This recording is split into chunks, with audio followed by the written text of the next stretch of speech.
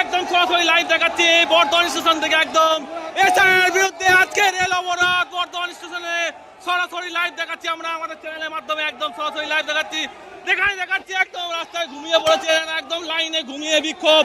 আজ একদম নতুন উদ্যোগ, একদম দেখুন এসআইআর এর বক্তব্যের বিরুদ্ধে আজ এখানে বর্ধমান স্টেশনে সরাসরি একদম লাইভ দেখাচ্ছি।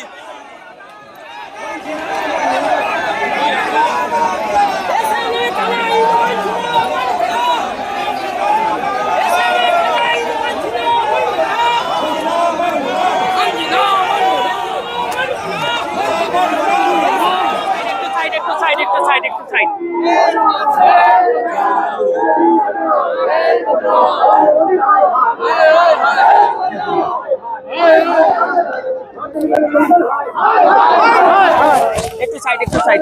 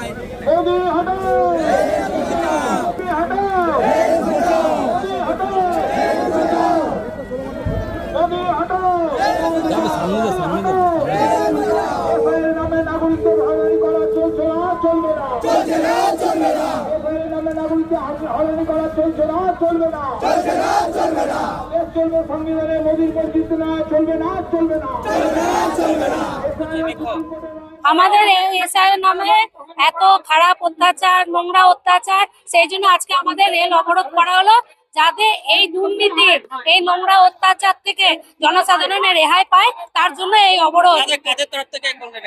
এটা জনসাধারণ নিজেদের স্বার্থে, নো পার্টি পলিটিক্স। এটা আমরা প্রত্যেকে নিজের জীবন ধারণের নিজেদের স্বার্থে, এমনি আমাদের কোনো লড়াই নেই।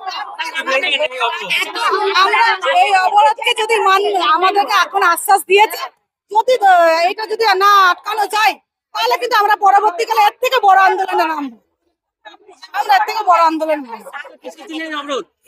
আজকে অবরোধ হচ্ছে মোদী সরকারের যে জনবিরোধী নীতি, মানুষকে হয়রানি করার, এসআইআর নামে, কখনো নোটবন্দির নামে, কখনো এনআরসির নামে, কখনো আধারের সাথে পেন লিঙ্ক করার নামে, এই হয়রানির বিরুদ্ধে। কারণ আমাদের বাড়িতে 4 জনের নোটিশ, পেপার সব ঠিক থাকায় একটা অক্ষরে ভুল, তার জন্য 4 বার করে ডাকছে। একদিন গিয়েছিল, স্টাম্প মেরে ছেড়ে দিল, তারপর দিন আবার ডেকেছে। এইভাবে সাধারণ মানুষকে হয়রানি করার জন্যই আজকে এই বিক্ষোভ। এসআইআর নামে যে আপনারা হয়রানির জন্য বিক্ষোভ দেখালেন, এইটা যদি সুরাহা না হয় আগামী দিনে কি করবেন? আগামী দিনে যদি সুরাহা না হয় তো গোটা দেশে এই আন্দোলনটা ছড়িয়ে পড়বে। কারণ আমাদের দেখে মানুষ তো আগুন তো লেগে আছে, চারিদিকে আগুন লেগে যাবে। কারণ প্রত্যেকটা ভারতবর্ষ এই এনআরসি এসআইআর দিয়ে পরেশান হয়ে গেছে। 2026-এর আগে কি ভোটের আগে এরকম একটা ঘটনা ঘটাতে চাইছে? হ্যাঁ, মোদী সরকার একটা এইরকম কিছু ঘটনা ঘটাতে চাইছে বলেই তো এইগুলো করছে। কারণ জনসাধারণকে, মানুষকে ঘন্টার পর ঘন্টা, 4 ঘন্টা 5 ঘন্টা লাইনে দাঁড়িয়ে মানুষকে হয়রানি করা হচ্ছে। প্রত্যেকটা বাড়িতে নোটিশ আসছে। এটা কিরম? এসআইআর হোক, আমরা এসআইআর বিরুদ্ধে নয়, কিন্তু এসআইআর সুপ্রিম কোর্টের নির্দেশ মেনে স্বচ্ছভাবে এসআইআর করা হোক। আজকে কতক্ষণ অবরোধ করা হলো? অবরোধ বেশি হয়নি, কারণ আমাদেরকে পাপ্পুদা বললো যে আমরা দেখছি, তোমরা আন্দোলন করো না, রেল আটকে সাধারণ মানুষকে হয়রান করে, একে তো আমরা হয়রান মানুষ আছি, তারপরে কিছু আরো মানুষকে হয়রানি করে লাভ নেই। এর যাতে আন্দোলনটা সুস্থভাবে হয়, আমরা তাই মোদির পুতুল পুড়িয়ে আমরা বিক্ষোভ করলাম। নাম? আমার নাম আলাউদ্দিন শেখ।